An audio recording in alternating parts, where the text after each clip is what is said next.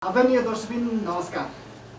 अहिले पछिल्लो अवस्थामा कुलमान घिसिङको विषयले माहौल तताइरहँदा आज विशेष हट डिबेट गर्नका लागि आज हामीसँग हुनुहुन्छ प्रहत वक्ता पुण्य गौतम हुनुहुन्छ। त्यससँगै हामीसँग दार्शनिक स्वभावका मुकुन्दे भनेर चिनिने मुकुन्द घिमिरे हुनुहुन्छ। हजुरहरू दुवैजनालाई स्वागत छ। धेरै धेरै धन्यवाद। नमस्कार। Thank you. नमस्कार। जुन म सुरुमा चाहिँ मुकुन्द दाइबाट सुरु गर्छु। जुन तपाईँले चाहिँ कुलमान घिसिङको विषयमा चाहिँ बारम्बार तपाईँले नेगेटिभ खालको प्रतिक्रिया दिँदै आउनु भएको छ। उहाँलाई चाहिँ नयाँ अनुहारको व्यक्तिलाई चाहिँ अब मौका दिनुपर्छ। नेपालमा लोड सेडिङ कुलमानले हटाएको होइन, भारतले चाहिँ हटाइदिएको हो भनेर भन्नुभएको छ। कसरी चाहिँ यसलाई प्रश्न पार्नुहुन्छ तपाईँ? त्यो पुरै प्रश्नै पार्न साङ्गोपाङ्गो छलफलको आवश्यकता पर्ला। तर म पनि इन्जिनियरिङ पढेको र धेरथोर बुझेको मान्छे हुँ। भइभन्दा इन्जिनियरिङको सिनियर विद्यार्थी कुलमान घिसिङजी अब विद्युत प्राधिकरणको सर्वोच्च कार्यकारी पदमा उहाँले 4 वर्ष काम गर्नुभयो। संयोगले काकताली परेर उहाँ धेरै हिरो हाइलाइट हुनुभएको छ। संयोगले इन्डियाबाट बिजुली पुरानो प्रोसेस अनुसार त्यही 2016-17 आसपासमा आएको र त्यति नै बेला उहाँले सौभाग्यवश विद्युत प्राधिकरणको कार्यकारी निर्देशकको जिम्मेवारी पाउनु भएकोले उहाँले ल्याएको हो कि यो बिजुली लोड सेडिङ हटाएको उहाँले हो कि भन्ने भान पर्यो। त्यो भान नै पर्यो हो। त्यसो भने भान नै परेको हो। विद्युत प्राधिकरणको 2012कै वार्षिक रिपोर्टमा 2017देखि नेपालमा बिजुली ओभरफ्लो हुन्छ, कता बेच्ने हो, के गर्ने हो भनेर चाहिँ प्रक्षेपण गरिसकेको थियो। त्यही पुरानो प्रोसेसको पाइपलाइनको प्रोजेक्टहरू यहाँ पनि सफल हुँदै गएको र भारतबाट उच्च स्तरका राजनीतिक भ्रमणहरू भएका, प्रधानमन्त्री मोदीका पटक पटकका काठमाडौँ भिजिट, राष्ट्रपति तत्कालीन राष्ट्रपति प्रणब मुखर्जी अहिले मृत्युशय्यामा छटपटाइरहनु भएको छ। उहाँको सुस्वास्थ्य चिरायु स्वास्थ्य लाभको लागि हामी कामना प्रार्थना पनि गर्नुपर्दछ। उहाँको काठमाडौँको भिजिट पछाडि उनीहरूले मानेको पुजेको धार्मिक देवी देवता भएको पशुपतिनाथको देशमा साँझबत्ती बाल्नका लागि बक्सिस जस्तो इन्डियाको बिजुली यता पठाइदिएको हुनाले त्यति बेला संयोगले चाहिँ यहाँ स्विच अन अफ गर्ने ठाउँमा चाहिँ टेक्निसियनको रूपमा कुलमान घिसिङले जागिर पाउनु भएकोले उहाँलाई श्रेय गएको हो। हाम्रा राष्ट्रपति विद्यादेवी भण्डारीलाई त्यहाँका राष्ट्रपतिलाई धन्यवाद दिनुभएको छ बिजुलीका लागि। हाम्रा त्यति बेलाका राजदूत दीप कुमार उपाध्यायले इन्डियाले बिजुलीको लोड सेडिङ हटाइदिएको भनेर स्पष्ट खुलेआम सार्वजनिक मन्तव्य राख्नु भएको छ। माथिल्लो स्तरमा चाहिँ पोलिटिकल कारणले छिमेकीको सद्भावले नेपालमा लोड सेडिङ हटेको भन्ने स्पष्ट छ। तल्लो खल्लीबल्ली लेभलमा चाहिँ एउटा व्यक्ति विशेषले चमत्कार गर्यो होला। बिहानै भाग उठाउन सिधा उठाउन आउने बाहुनले घाम झुल्कायो होला। वारिपारीबाट हुरी बतास चलेको बेला परेको असिना कुनै लामाले तर्कायो होला भनेर चाहिँ नि श्रेय दिने गरिन्छ। तर इन्जिनियरिङ बुझेको प्रविधि बुझेको मान्छेले कुलमान घिसिङले चाहिँ नि दाइजोमा विद्युत प्राधिकरण ल्याएको होइन, कुनै भोटेकोसीबाट यहाँ बिजुली बगेको निस्केको होइन। उनी 2016 सालदेखि 4 वर्ष अगाडिदेखि प्राधिकरणका मुखिया भएका। त्यहाँदेखि यता एउटा पेल्ट्रिक सेट पनि मुख्य लाइनमा जडान भएको छैन। त्यहाँदेखि यताका प्रोजेक्टहरू पाइपलाइन आउलान्, भोलि आउलान्। तर पुरानै योजनाहरू जो भूकम्पले अलिकति ढिला गर्यो अपर-तामाकोशी र यहाँको राजनीतिक चाहिँ तनाव इत्यादिले गर्दा अरुण थर डिस्टर्ब भयो, महाकाली सन्धि लागू भएन, अपर कर्णालीहरू डिस्टर्ब भए। यसका बावजुद पनि नेपाल लोड सेडिङ त बन्द भयो नि मुकुन्द सर, लोड सेडिङ बन्द भएन। यो सुखद पक्ष हो। हिजो हामी चाहिँ नि जुन तारामा स्वास्नी छोराछोरी गर्ने गर्दथ्यौँ होला, अम्फी बालेर कुपी धिब्री बालेर केटाकेटी पढाउँथ्यौँ, कख चिनाउँथ्यौँ। तर आज चाहिँ नि लोड सेडिङ क्रस गरेर हामी उज्यालो नेपालमा आइपुगेका छौँ। यो एउटा व्यक्ति विशेषको कारणले होइन, यो नेपालले लामो समयदेखि जुन मेहनत गरिरहेको थियो यसको कारणले अहिले यो कुलमानकै पालामा जस्तो देखियो। तर कुलमान स्वयं हिजो चाहिँ नि अरू साधारण कर्मचारी जस्तै अँध्यारामा के गर्दै थियो कुनै देखिँदैन थियो। जब इन्डियाको बिजुली बल्यो त्यसपछि यिनको एउटा रैथाने यहाँको आदिवासीको अनुहार इन्डियाको बिजुलीले बलेको हो। भनेपछि पहिले स्ट्रक्चर चाहिँ बनेको, पहिले स्ट्रक्चर बनिसकेको थियो, कुलमान जाने बित्तिकै त्यो स्ट्रक्चरको आधारमा चाहिँ त्यो बनिएको भनेर चाहिँ तपाईँले दाबी गर्नुभयो। त्यसो भने पुण्य सर, तपाईँ जुन मुकुन्द दाइले भनेको कुरामा चाहिँ मन्जुर हुनुहुन्छ? यद्यपि म कार्ल मार्क्सलाई आफ्नो आइकन मान्छु, उहाँ हाम्रा महान गुरु हुनुहुन्छ, तर भोल्टियरलाई पनि लोकतान्त्रिक हुनुको नाताले सल्युट गर्छु। भोल्टियरको मान्यतालाई आत्मसात गर्दै लोकतन्त्रमा म तपाईँको विचारप्रति असहमत हुन सक्छु, तर तपाईँको विचार अभिव्यक्त गर्ने जुन स्वतन्त्रता छ त्यसलाई म कदर गर्छु भनेर उहाँले भन्नुभएको थियो। सिधा भनिदिनुहोस् न हामीलाई, उहाँको जुन खालको अभिव्यक्तिमा चाहिँ मन्जुर हुनुहुन्छ कि हुनुहुन्न, जुन चाहिँ नेपालमा लोड सेडिङ चाहिँ कुलमान घिसिङले हटाएको होइन, भारतले चाहिँ हटाइदिएको हो भन्नेमा चाहिँ तपाईँ स्पष्ट हुनुहुन्छ? म एकदम संक्षिप्तमा सिलसिलेवार कुरा गर्न चाहन्छु। पहिलो कुरो त के भने हामी सार्वभौम स्वतन्त्र मुलुक हौँ, हामी कसैको क्लाइन्ट स्टेट ग्राहक राज्य होइनौँ र हामी स्यान्डविच कन्ट्री पनि होइनौँ, हामी बफर स्टेटमा त छौँ। भारत र चीनको बिचमा हाम्रो जियो पोलिटिकल अवस्थिति त्यस्तो छ, इक्वी प्रक्सिमिटीमा विश्वास गर्छौँ। भारत र चीन बीच रहेको यो देश चाहिँ कतै ढल्किने कोल्टिने होइन, असंलग्न परराष्ट्र नीति अन्तर्गत अगाडि बढ्नुपर्छ। यो बारेमा यति भनेपछि पुग्यो। बाँकी कुरा के भने भारतले कसैको लागि असीम अनुकम्पा गरेर हाम्रो दुःख देख्नै नसकेर कृपालुजी महाराज पल्टिएर नेपालीहरू अँध्यारोको समुद्रभित्र कता कता हराए, सुरुङभित्र कतै बिलाए भन्ने हिसाबले भन्दा पनि व्यापारीको इन्ट्रेस्ट के हुन्छ भने तपाईँलाई थाहा छ नि, चीन र भारतको बिचमा आइडियोलोजिकल डिफर आकाश र जमिनको फरक जत्तिकै डिफर छ त्यहाँ। तर पनि त भारत र चीनले व्यापार त लटालट गरेका छन्, ट्रिलियन्स अफ डलरको त्यहाँ व्यापार भएको तपाईँलाई थाहा छ। व्यापार घाटा पनि त्यतिकै होला। नेपालसँग पनि उसको व्यापारिक सम्बन्ध हो। कयौं मेगावाट बिजुली हामीले भारतबाट खरिद गरेका छौँ, त्यो पनि महँगो दर रेटमा। त्यसमा हामी अभिशप्त छौँ, हामीलाई महँगोमा फसाइएको छ। र तथ्य र तर्कहरू यति शक्तिशाली हुन्छन् कि एउटा तस्बिर, क्रिस्टल क्लियर पिक्चर बोकेको तस्बिर आफैमा जीवन्त हुन्छ, त्यसले धेरै कुरा बताउँछ, 1000 शब्दभन्दा त्यो शक्तिशाली हुन्छ भन्ने आधारमा मैले केही तथ्य तर्क तपाईँलाई पेश गर्दैछु। जस्तो कि मुकेश कुमार काफ्लेजीको सुस्वास्थ्य दीर्घायु दीर्घ जीवनको कामना गर्न चाहन्छु। उहाँको प्रगति उन्नति होस्, उहाँ मेरो मामापट्टिको आमापट्टिको होइन, तर पनि उहाँको कार्यकाल असफल यस मानेमा रह्यो। र कुलमान घिसिङज्यूले विगतका कार्यकारी निर्देशकभन्दा राम्रो भूमिका निर्वाह गर्नुभयो, कर्मचारी प्रशासनको एउटा आइकन बन्नुभयो, धेरै राम्रो काम गर्नुभयो, सुनाम धन्य हुनुभयो। एउटा व्यक्ति जब ग्रेट कन्ट्रिब्युसन गर्छ, हाम्रो इन्स्टिट्युसनल मेमोरी अलिकति ठिकठाक पारेर हेरौँ, ऊ व्यक्ति होइन प्रवृत्ति बन्छ। मार्क्सको नाउँमा मार्क्सवाद हुन्छ भने जस्तै कुलमानवाद यहाँ आउँछ भनेर त मैले भन्न खोजेको होइन, तर पनि उहाँले गरेका कामहरू एउटा असल प्रवृत्ति बनेर थियोराइज भएको छ। जस्तो कि म तपाईँलाई भन्छु, दैनिक 18 घण्टा लोड सेडिङको समुद्रमा डुबेको नेपाललाई उद्धार गर्दै कुलमानजीले उज्यालो नेपालको जुन महाअभियान चलाउनु भयो, देशभक्त समाजवादी सरकारले, ऊर्जा मन्त्रीज्यूले उहाँको ऊर्जा हौसला थप बुलन्द गरिसकेपछि अहिले नेपाल लोड सेडिङ मुक्त भएपछि 24 घण्टा बिजुली छ, जनताको अनुहार उज्यालो भएको छ, सबैको उज्यालो भएको छ।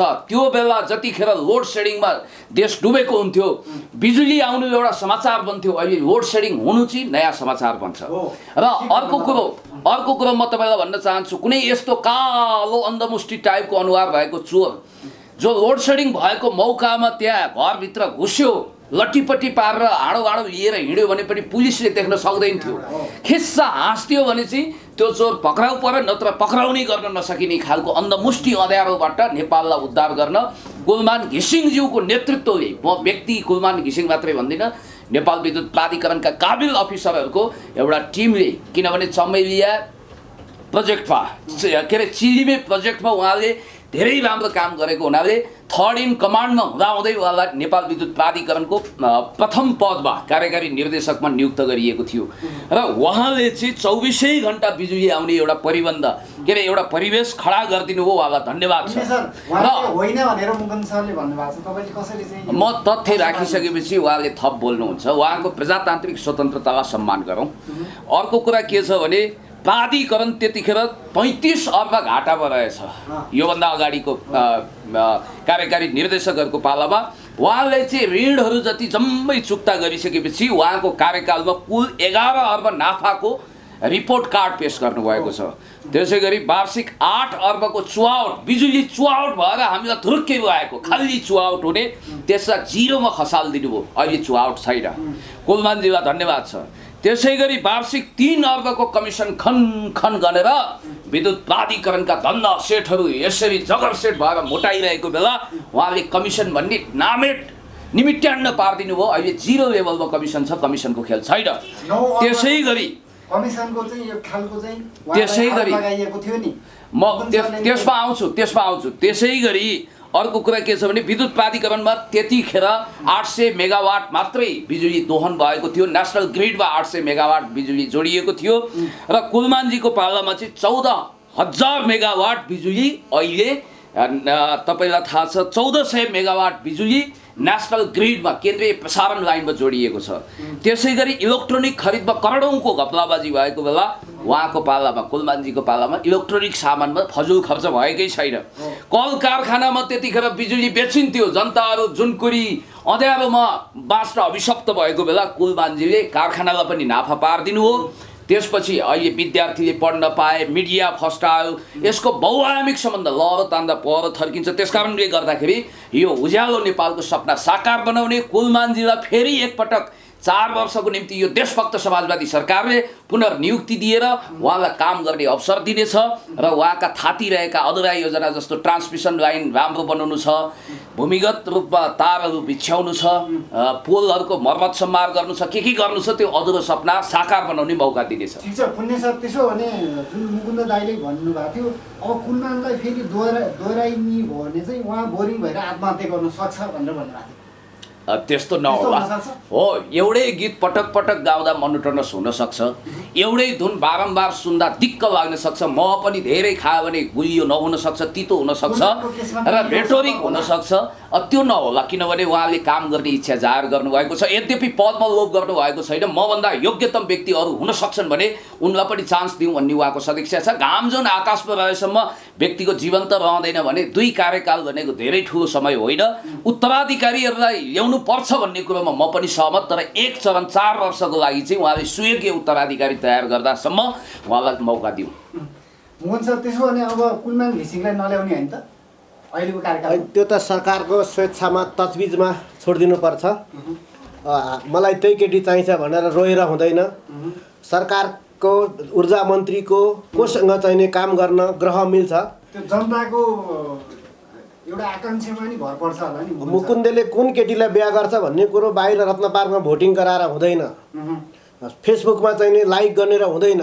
जनताले भनेको तपाईँ मान्नुहुन्न? त्यसो भने कसले भोट जित्छ भन्दा पनि कसले मन जित्छ, कोसँग ट्युनिङ मिल्छ त्यहाँबाट हुन्छ। र कुलमान घिसिङले चाहिने यो नेपालको बिजुली जुन ओभरफ्लो भइरहेको छ, विश्वभरिको अर्बौंको नेपालमा अन्तर्राष्ट्रिय आकर्षण छ, विश्वको जलस्रोत मध्येको लगभग टप 10 पर्ला, दोस्रो तेस्रो भनिए पनि त्यो यहाँको बिजुली दोहन गरेर सिङ्गो एसिया उज्यालो पार्ने कार्यक्रम त अन्तर्राष्ट्रिय लक्ष्मी आकर्षित भएकी छन्।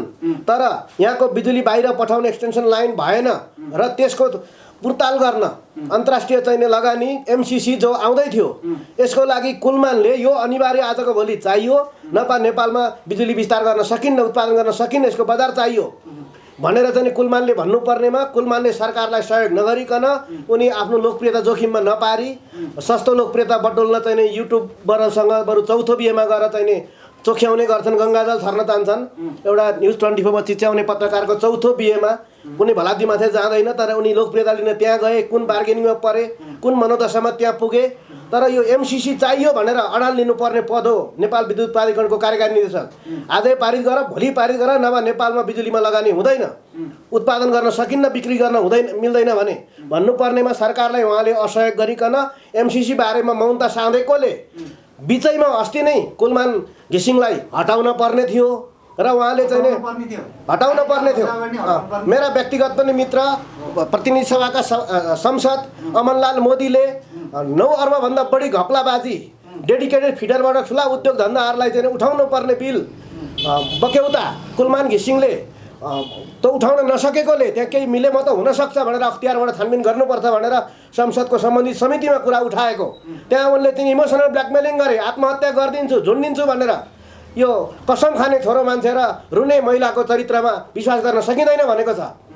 अब यिनले चाहिँ नि हौ त हिसाब बुझाउन बाँकी छ। अस्ति नै यिनलाई हटाएर अख्तियारको प्रोसेसमा हालिदिनु पर्ने, जसरी प्रहरीका प्रायः सबै आइजिपीहरू अवकाशपछि अख्तियारमा नुहाइधुवाइ गर्न, बयानबाजी गर्न अथवा जेलसम्म पुग्ने गर्दछन्, त्यस्तै यिनलाई पनि त्यहाँ पुर्याउन पर्नेमा यिनले चाहिँ नि खल्ली बल्ली सस्तो तल्लो स्तरका नन पोलिटिकल मान्छेहरूको एउटा फ्यान पङ्क्ति तयार गरेर न्यू मिडियालाई दुरुपयोग गरेर विद्युत प्राधिकरणको प्रवक्ता बोल्नुपर्नेमा मन्त्रालयको मन्त्री वर्षमान पुन बोल्नुपर्नेमा उनी आफै चाहिँ नि प्रवक्ता जस्तो भाषण गर्न जुन बाहिर निस्केर सस्तो लोकप्रियता काम गरेका छन्, बेला मौकामा इन्डियामा गएर बिजुली ल्याउन धाइरहेका छन्, गोप्य भ्रमण गरिरहेका छन् र लोकप्रियता लिन मिडियामा धाइरहेका छन्।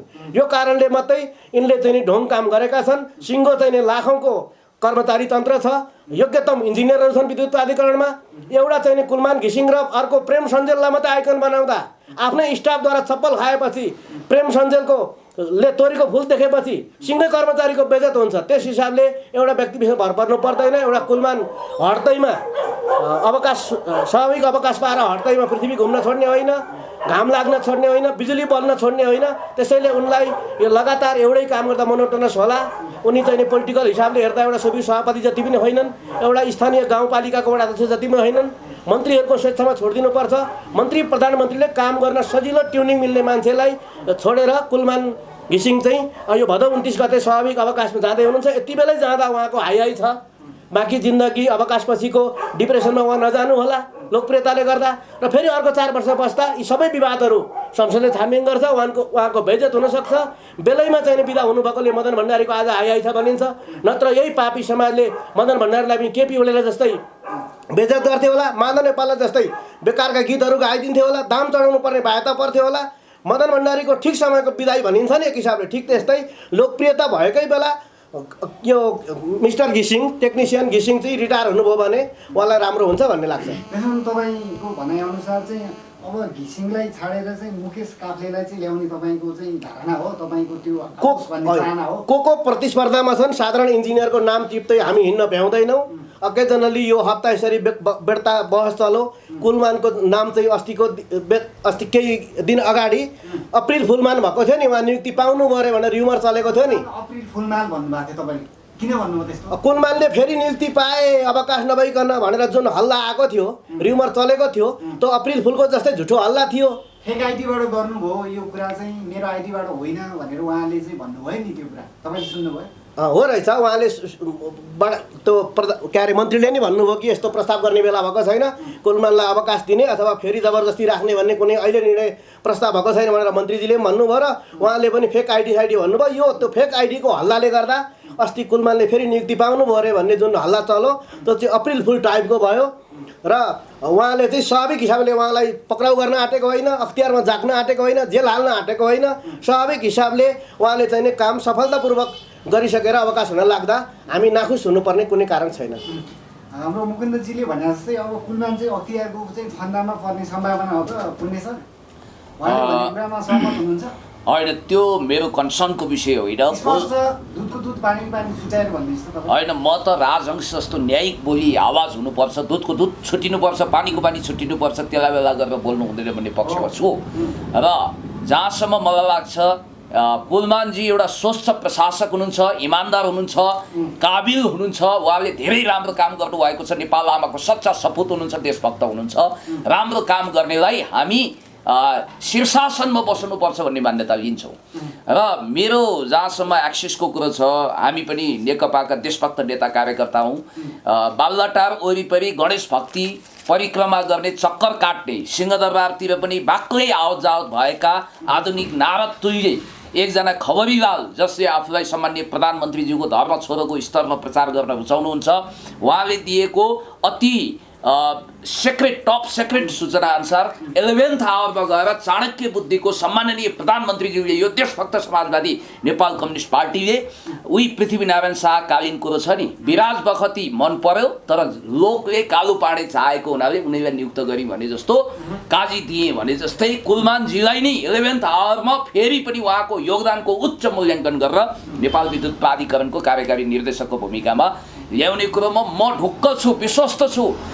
अब 99.9% ढुक्क छु। किन भनेको भने 0.1% अपवाद हुनसक्छ, तलमाथि हुनसक्छ। तर म भन्छु मेरो मत भनेको त 100% नि एकचोटि कुलमानजीलाई फेरि ल्याउनुपर्छ भन्ने हो।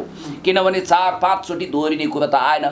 अर्को कुरा जननेता कमरेड मदन भण्डारीको विषयमा जो एसेसमेन्ट छ, जसरी इभ्यालुएसन छ, म तपाईँलाई भन्न चाहन्छु कतिपय मान्छेहरू चाहिँ मरेको छोरो जर्नल उम्केको माछा ठुलो भने जस्तो हुँदैन। आम रूपमा यो कुरा होला, तर विशेष रूपमा कतिपय मान्छे बाँचेर क्षमता देखाउने, थप कार्यकाल लम्ब्याएर आफ्नो क्षमता श्रेष्ठ र अब्बल साबित गर्ने हिसाबमा अगाडि बढ्नुहुन्छ। फुटबलमा एउटा भनाइ छ, म्याराडोनाले समयमा अवकाश दिएको हुनाले म्याराडोना भए, पेले पनि त्यस्तै भए भनिन्छ।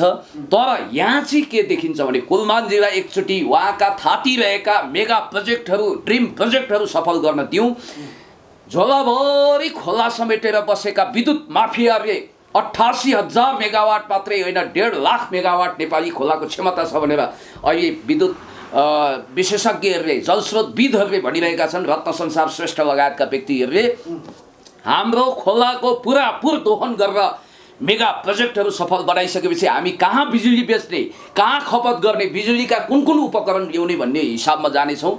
रिभर लिङ्किङ प्रोजेक्टको मेगा प्रोजेक्टलाई अगाडि बढाउन भारतले यो साउथ एसियाभरिको नदीलाई एउटै रिभर लिङ्किङ प्रोजेक्टमा जोड्ने जो कोसिस गरेको छ, त्यो अन्तर्गत नेपालका खोलाहरूलाई पनि उसले क्याप्चर गर्न, अकुपाइड गर्न खोजिरहेको कुरा हामीले बुझेका छौँ। यद्यपि म तपाईँलाई के भन्न चाहन्छु भने हामीले बुझ्नुपर्ने कुरा के भने कुनै व्यक्ति विशेषको नियुक्ति वा बहिर्गमनले, ग्रेसफुल एक्जिट वा पुनर्नियुक्तिले आकाशै खसिहाल्दैन, धरती नै फाटिहाल्दैन, डिजास्टर हुँदैन, सुनामी आउँदैन, कुनै भुइँचालो जाँदैन, 72 को धर्रा ढले जस्तो ढल्दा पनि ढल्दैन।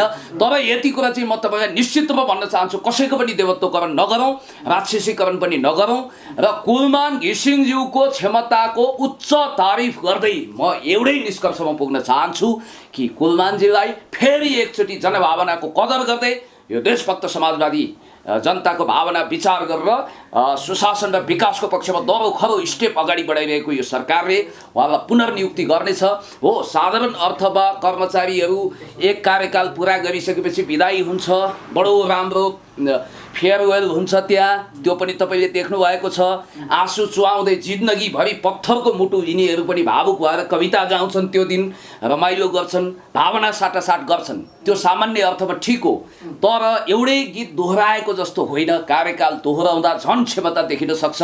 त्यस कारणले गर्दाखेरि एउटा हिसाबले भन्नुपर्दा म रामेछापमा जन्मिएको हुनाले मेरो इमोसनल अट्याचमेन्ट, मेरो पुर्खा जन्मिएको हुनाले उहाँ पनि रामेछापवासी, त्यसकारण इमोसनल अट्याचमेन्ट छ भनेर मैले भन्न खोजेको होइन।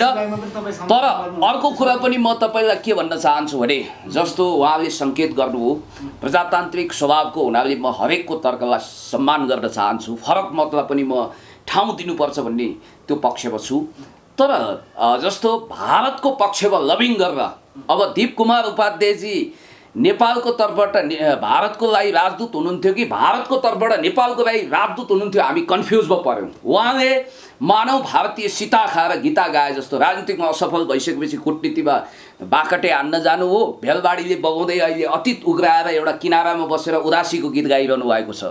त्यस कारणले गर्दाखेरि असफल कुटनीतिज्ञहरूले कस्तो कस्तो झुल गीत गाएका छन् भन्ने पछि त्यसको पछाडि भागदौड लगाउन सकिँदैन। उहाँको कुरा उहाँले भन्ने हो।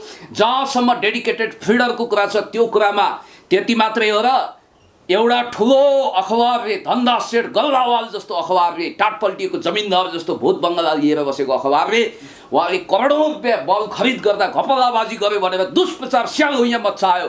अनि त्यसपछि संसदीय समितिमा पनि डेडिकेटेड फिडरको नाममा ठुलो एउटा पोलिटिक्स भयो र उहाँलाई वास्तवमा भारतसँग मिलेर अरबौँको सेटिङ गरेको फजुल झुटो आरोप पनि लगाइयो।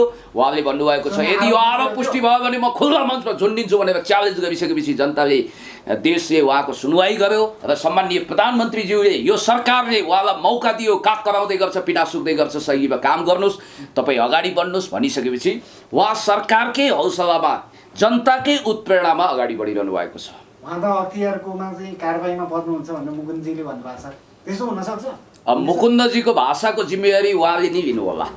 तपाईँले भनिदिनुहोस् न। होइन, म अख्तियारको कुनै पदाधिकारी परिन। मेरो कन्भिक्सनले के भन्छ भने अख्तियारमा उहाँले म्याराथन दौड लगाउनु पर्ने कुनै आवश्यकता पर्ने छैन।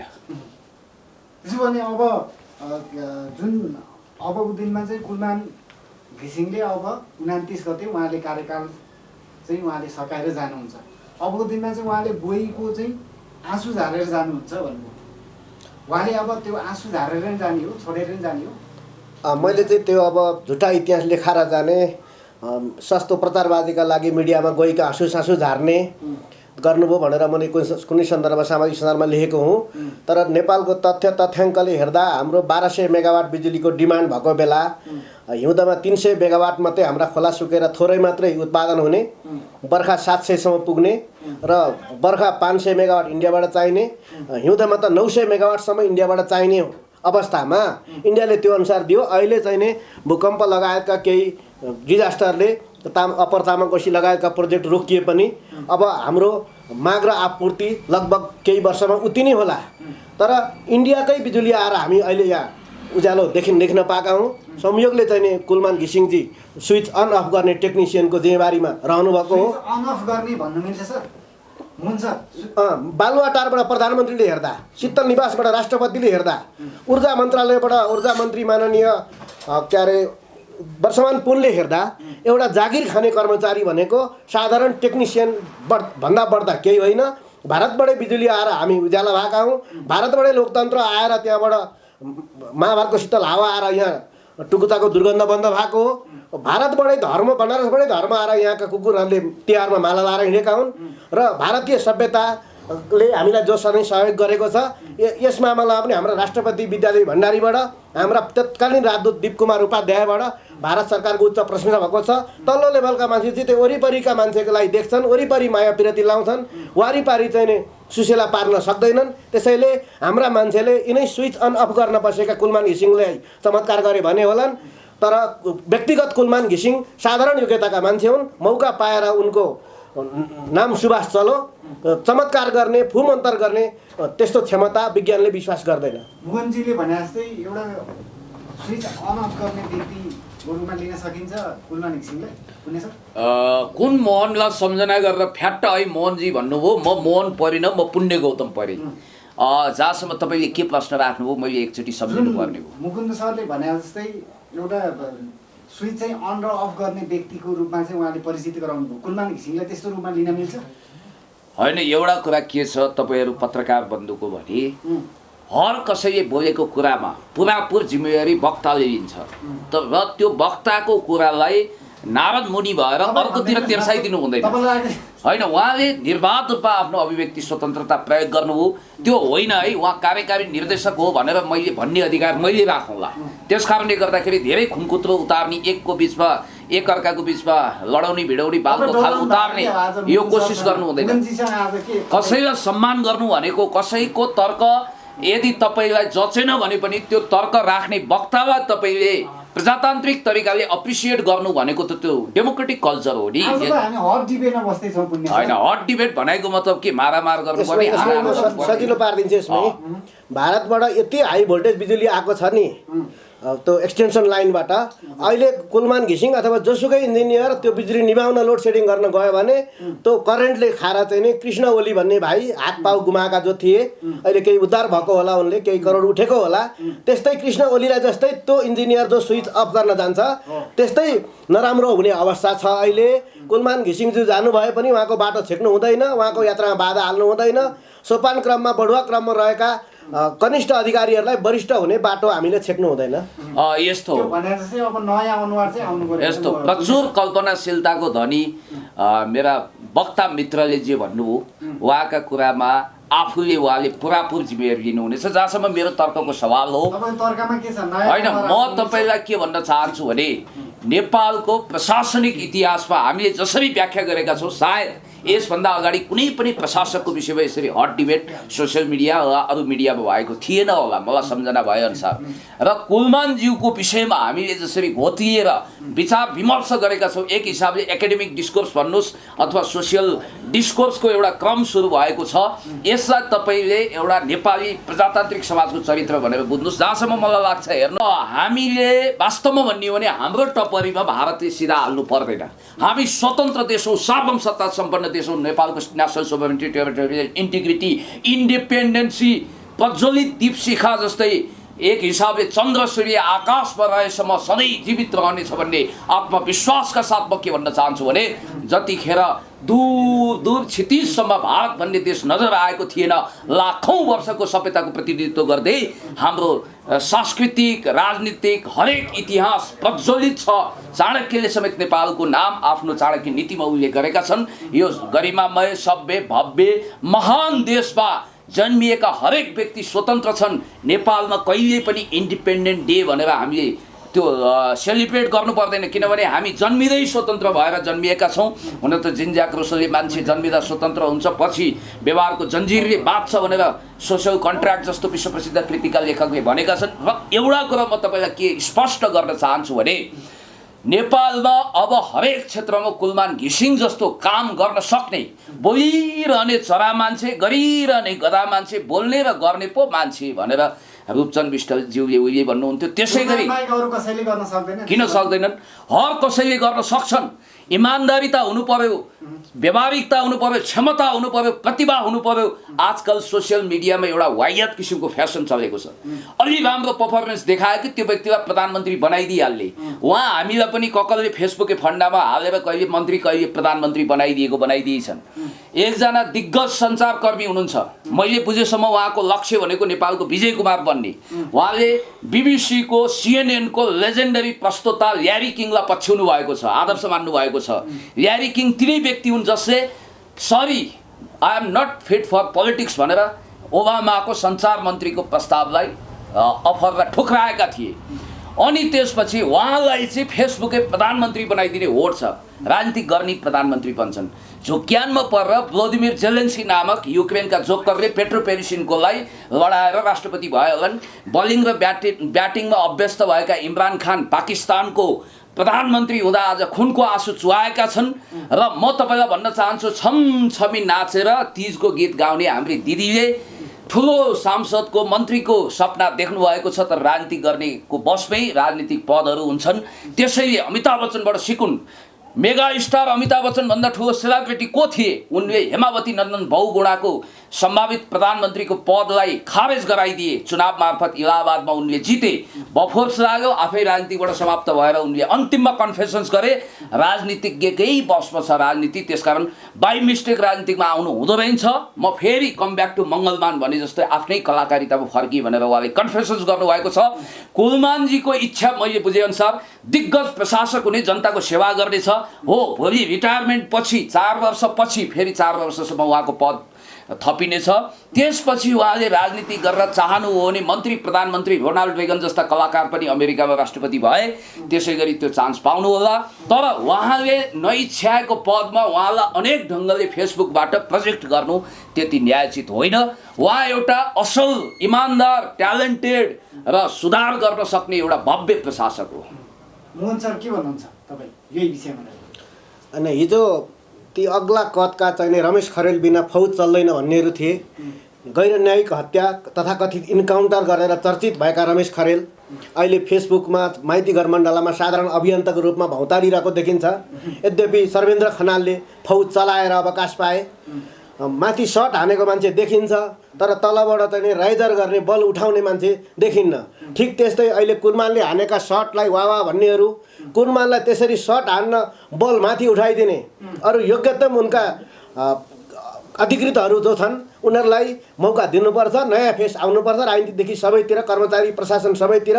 र उनले अहिले यो विद्युत प्राधिकरण नाफामा ल्याए जो भनिएको छ, हिजो बिजुली नहुँदा पनि जेन तेन अरू तरिकाले चाहिँ नेपालमा उज्यालो फैलाउने त्यति बेलाका मुकेश काफले, अर्जुन कार्कीहरूको लामो चाहिँ सङ्घर्षले यो अवस्था आएको हो।